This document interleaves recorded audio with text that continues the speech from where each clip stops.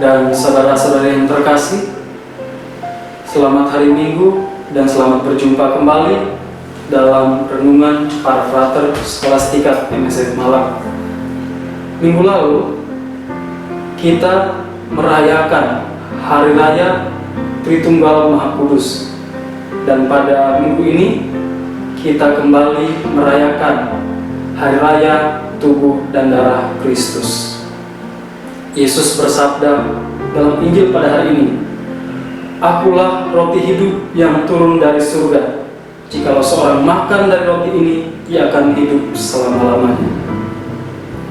Tentu pernyataan dari Yesus ini menimbulkan perdebatan di antara orang Yahudi, dan juga mungkin mereka bertanya-tanya, mengapa Yesus mengatakan demikian? Tetapi Yesus tidak langsung menjawab apa yang menjadi kebingungan dan pertanyaan dari orang Yahudi. Tetapi ia malah melanjutkan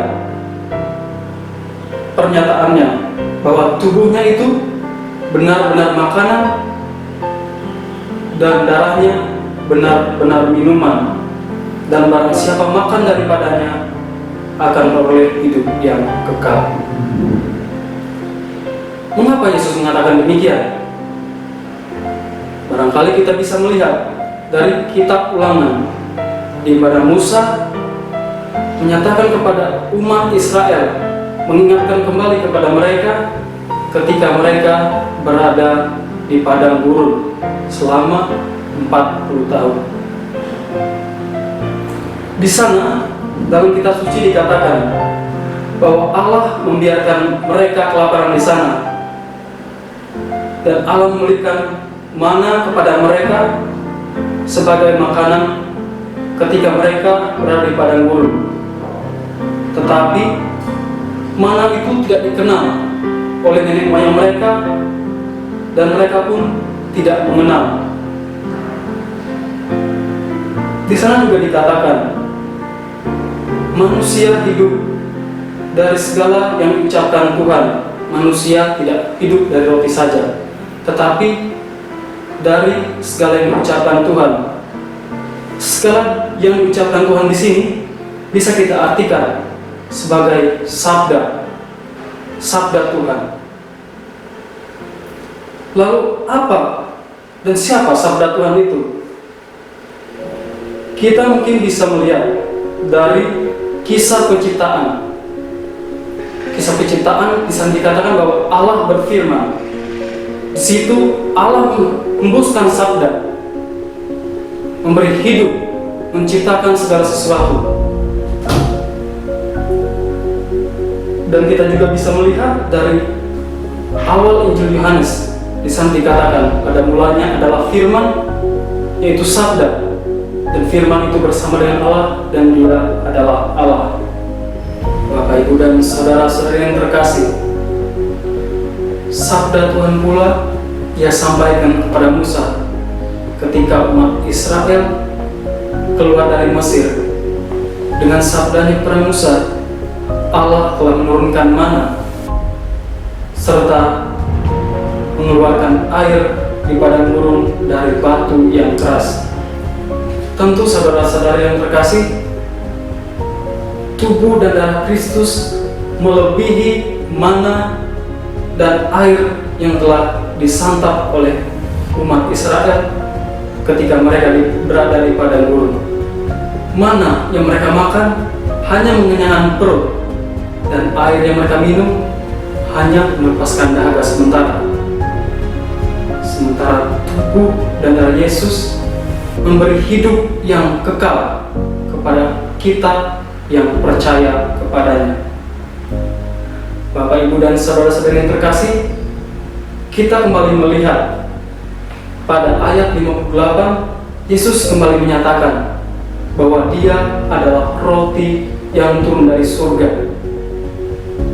Tetapi bukan roti seperti yang dimakan oleh nenek moyang mereka, nenek moyang Israel. Setelah memakan roti itu, mereka mati. Tetapi roti yang dimaksudkan Yesus jelas berbeda dari apa yang dipikirkan oleh orang Yahudi waktu itu. Dalam pikiran orang Yahudi, mungkin roti itu adalah makanan seperti kebutuhan makanan sehari-hari. Tetapi Yesus menekankan bahwa roti yang dia maksudkan bukan roti seperti yang dipikirkan oleh orang Yahudi.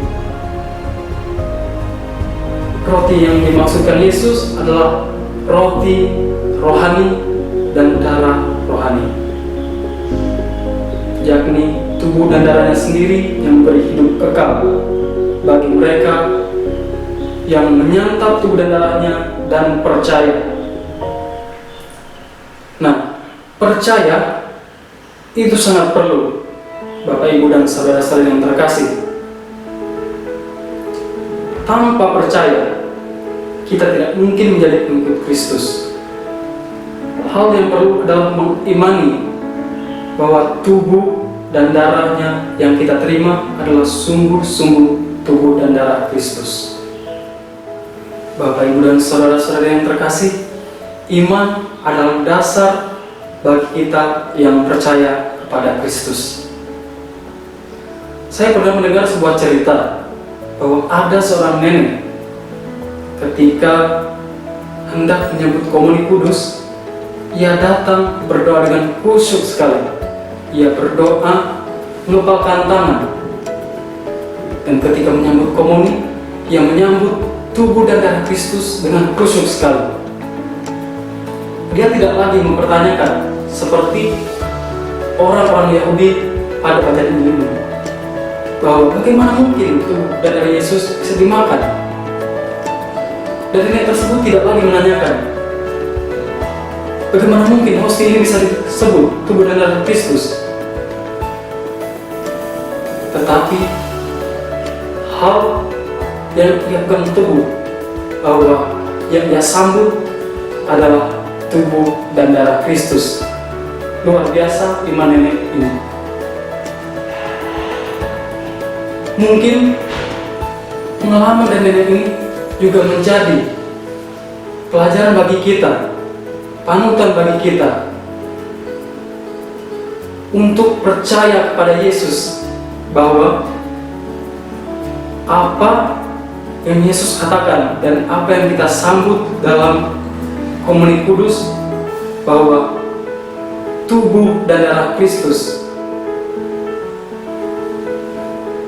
Bapak, Ibu, dan saudara-saudari yang terkasih, semoga permenungan pada hari ini dalam perayaan Hari Raya Tubuh dan Darah Kristus semakin meneguhkan iman kita bahwa apa yang kita terima dalam komuni kudus sungguh-sungguh tubuh dan darah Kristus yang menyegarkan jiwa, memberi hidup kekal dalam hidup kita untuk semakin menghayati cinta kasih-Nya, percaya kepadanya, sehingga kelak kita boleh bersatu dengan Dia dalam kerajaan-Nya yang abadi.